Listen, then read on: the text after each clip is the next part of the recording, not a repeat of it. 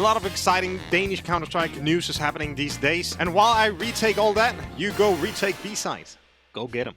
I think the biggest news in Danish Counter-Strike is actually that Tricked has decided to shut down their professional esports ambitions. But before that, we do have some transfers in the National League here in Denmark that's called PowerLiga. And let's start with Atlantic. It's generally in Atlantic we are trying to make as few changes as possible because we believe in long-term relations and stuff like that. But it's just not easy all the time, especially here in amateur Counter-Strike, where our players and staff has to balance Counter-Strike with their everyday life. It can be kind of hard, and that was actually also the reason why we chose to substitute OJ. OJ was a great player, a really great IGL, but he just didn't have the time to put in, and we could hear on our players that they weren't quite satisfied with it because he had to balance his school and work and friends and stuff.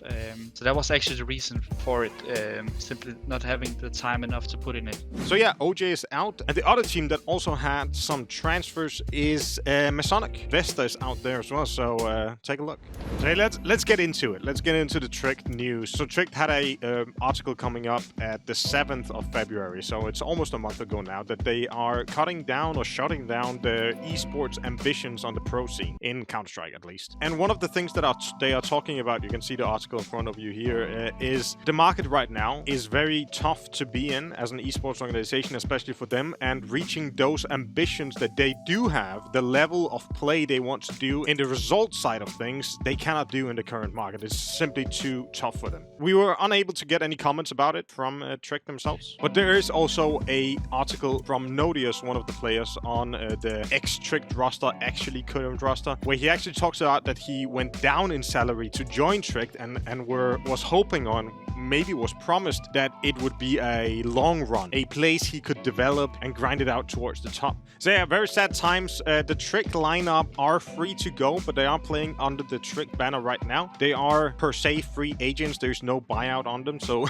if you're looking for a Danish CSGO team, go pick them up. They're good guys. They're playing very well. And I can say from Copenhagen Flames side of things that the market is very tough to be in. The inflation, the global economy is making marketing budgets in those big brands that usually sponsor teams a lot smaller. So we are looking into restructuring and trying to save money here and there, and how can we do more revenue streams different places, because the market is very, very tough, as Tricked is also saying. And talking about some tough news, we have to address the biggest elephant in the room right now. When it comes to Copenhagen Flames in Counter-Strike news, we do have one elephant we need to talk about, which is the RMR Qualifier and our lack of results in that qualifier. I can say as one of the owners of Copenhagen Flames that it was not good enough. It was not what you expect of us, the fans, the supporters. It was not the level of play that we expect of ourselves. And we will do everything to rectify this for sure. We need to improve. We need to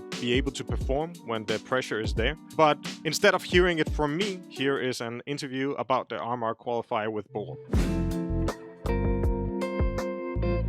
Well, our expectation was pretty clear. We definitely thought that we had a good chance of going through. Our biggest flaws has always been the hard online qualifiers with a lot of best of ones. Those can take a very hard hit on us, but and when we got the invite for the close qualifier, we thought, let's prioritize this, and we didn't go to CCT Malta event to prioritize it, and we put all of our effort into the RMR qualifier, and we're obviously disappointed. But our expectation was definitely to go through and get a good result at the RMR in Copenhagen. Well, I think a lot of things plays into that. Nerves individually, for all of us differently. There's high expectations for us to go through, and we felt like we were closer than ever before without doing much because we got the invite, just by playing a lot of online tournaments. So we did deserve the invite, obviously, but yeah, there was a lot of pressure on going through, and I think nerves plays a lot into why we didn't. Well, we obviously felt very empty, I'd say. I myself felt very empty, at least, because this is what I've been wanting for many years. For my entire career, I've been wanting to go to the major and try that. Practically just after the loss, you slept it on it, you just want to get back to playing, and that's what we're on to. We're just back to playing. Everyone wants to grind even harder now to not disappoint in such fashion again.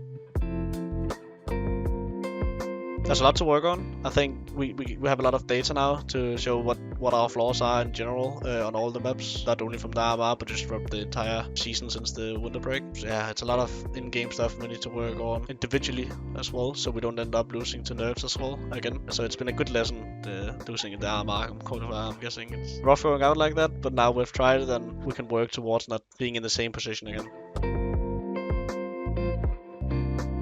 I'd say our goal is definitely just to keep grinding, do what we've been doing since we started the project, play the online tournaments, see if we can qualify for some lands, fight for the rankings, and when the RMR qualifiers comes, we'll put everything into it as we did just now. So it's just about keeping form and seeing how far we can climb and get to some land events, I guess.